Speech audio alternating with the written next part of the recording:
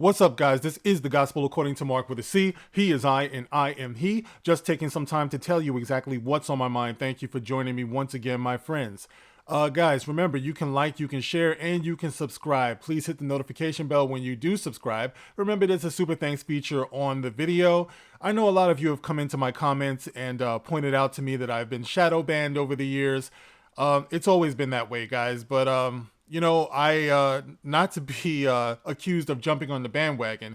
I've had a Rumble channel for a while, probably about a year now, maybe over a year. So, you might want to check that out too sometimes. I only got 40 subs on there. So if you want to give me more subs, get me up to 100, maybe I can stream sometimes on there.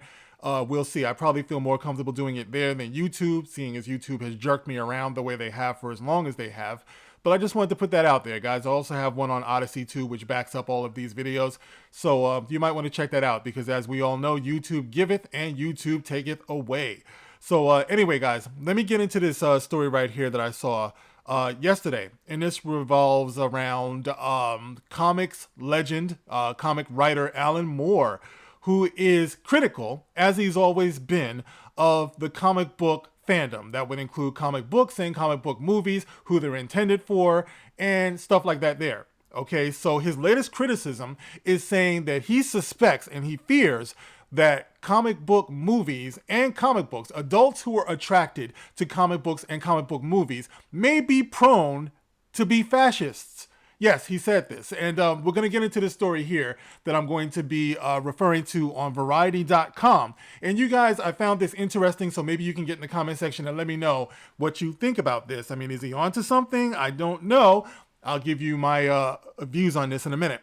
But it says here, Watchmen creator Alan Moore says adults loving superhero movies is infantile and can be a precursor to fascism. Oh, yeah.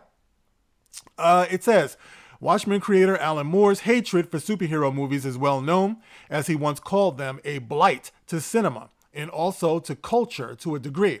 But he dragged them even more during a recent interview with The Guardian. Moore described adults' continued love of superhero movies as infantilization and can act as a precursor to fascism. You're going to have to explain that one, Al. It says here, and this is Alan Moore talking, I said round about 2011 that I thought that it had serious and worrying implications for the future if millions of adults were queuing up to see Batman movies, Moore said, because that kind of infantilization, that urge towards simpler times, simpler realities, can very often be a precursor to fascism. Now, Moore expressed worry with the notion that hundreds of thousands of adults are now lining up to see characters and situations that have been created to entertain the 12-year-old boys, and it was always boys, of 50 years ago. Now, Alan Moore, I don't know if you've been noticing, but nobody is lining up to see today's crop of superhero movies. I mean, you might have a big opening or whatever, but that's just about it. And that has more to do with marketing and hype than anything else. And as far as 12-year-old boys, well, I guess we would be the 12-year-old boys of old, but I'm going to make a point about that in a minute. Let me just finish this up. Moore goes on to say, I didn't really think that superheroes were adult fare, Moore said. Well, as an adult, what are you writing it for, Alan Moore? You should have moved past that. Maybe writing superhero comic books is something you should have outgrown when you were younger. Many of us did do superhero comic books when we were younger, and we left it behind, did we not? Why are you still doing it, Moore? Are you prone to being a fascist? According to you. And he goes on to say, I think this was a misunderstanding born of what happened in the 1980s, to which I must put my hand up to a considerable share of the blame. Though it was not intentional, when things like Watchmen were first appearing, there were an awful lot of headlines saying comics have grown up. Moore continued, I tend to think that no comics hadn't grown up. There were a few titles that were more adult than people were used to, but the majority of comics titles were pretty much still the same as they'd ever been. It wasn't comics growing up. I think it was more comics meeting the emotional age of the audience coming the other way. I will always love and adore the comics medium, but the comics industry and all the stuff attached to it just became unbearable. I don't know, bro. When I read Death in the Family and I saw Robin getting bludgeoned to death with a crowbar, That was pretty obvious to me. It wasn't about kids at that point, and there were many others, that were out there that was like that. You took part in that, as you say, Alan Moore. In an October 2020 interview, Moore revealed that he had not seen a superhero movie since Tim Burton's original Batman in 1989. He added, "I don't watch any of them. All these characters have been stolen from their original creators. All of them. If you try to make them for the adult world, then I think it becomes kind of grotesque." And of course, he's actually right about that part of it. All of these characters have been stolen and appropriated, and they do serve the masters of those who are holding these multi-billion-dollar industries that we're subject to these days. But see, what he's not understanding, because he seems to be out of touch, because he says he hasn't seen anything since, 1989? So yeah, that would suggest to me that he is out of touch. But if he were in touch, he would understand that the pushback that you see today from comic book fans is just what he's talking about. It's against the very idea of fascism, against the very idea of injecting politics into these things that we love so much. Because if we can't be guardians of the things that we grew up with and protects the integrity and the purity of it, then who will? We're that generation who grew up with it. So of course, we're in a position to say whether something is enjoyable, whether something has been perverted, that definitely falls upon us.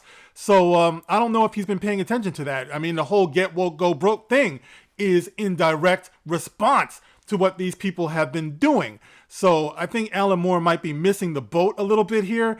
And as far as fandoms are concerned, in this fascism thing, I get so tired of people putting our fandom under the microscope. I don't think our fandom is any different than, say, the fandom of sports, the fandom of music, the fandom of just about TV, just about anything you can name.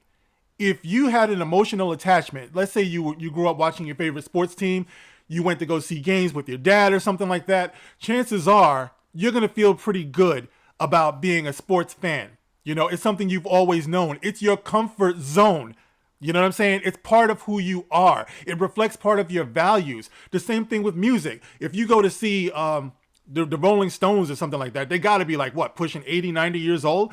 And they were doing their thing before a lot of us were even born. But if your parents turned them on to that, like I turned my son on to classic hip hop and stuff like that, then you get an emotional attachment to that. You know what I mean? It's not that you're staying stuck in this place of arrested development. I have these things around me now. It doesn't mean that I'm detached from reality. Once I walk away from this makeshift studio that I have here, it's like I go out and there's the rest of my dwelling. It's like my life. This reflects a part of our lives, a part of our values. Like I said before, our core values that we tend to share with family. Like I said, it's music, it's entertainment, just about anything you can name. Religion, dare I say, people who grew up reading the Bible or had their parents read the Bible to them, they're probably at some point going to pick it up and they're going to be nostalgia of when mom used to pray, when dad used to pray, when he used to drag us off to church. It's all part of the human experience. It does not for 1 second mean just because we're into these things, we could be guilty of being some fascist. Where are you coming with that, man? Everything that we're doing is in opposition to that. That's the reason why we protect our values, and our priorities and our traditions and things like that. We fight back against that tendency to have a greater government come down and try to co-opt what it is that we love and twist it away from what it was. So I'm baffled by this, guys, but maybe I'm missing something. You guys can get in the comment section and let me know. Do you understand what Alan Moore is talking about? And when I'm asking this question of people who are of the fandom, who grew up in the fandom, because we have too many people out here who resent us and are aggressive towards us and don't understand us. So they never miss an opportunity to throw us under the bus, to call us hypocrites and all of this stuff. I'm talking about people who actually understand, who grew up with comics, who waited for their favorite comics to be adapted and maybe thought they were never going to see it, but are enjoying this just the way anybody would enjoy any other genre of movies, whether it's gangster, whether it's comedy, whether it's romantic comedy, adventure. Why do they single out comic book fans all the time? Because it's a long-running joke. We're supposed to be geeks. We're supposed to be nerds. Everybody has a lot of fun poking fun at us. But this doesn't ring true to me, man. So, you know, I don't know, Alan Moore, you're wasting your breath, bro. It's like, I don't understand. You know, you're of the culture, and this is the way you thank people for contributing into this lifestyle that you enjoy today. But anyway, guys, if you do understand, or you have anything that can help me to understand what this fool is talking about, this man is talking about, all due respect, get in the comment section. As always, you can like, you can share, and you can subscribe. Thank you guys for listening. I'll catch you on the next one. This is The Gospel According to Mark with a C. Rock on.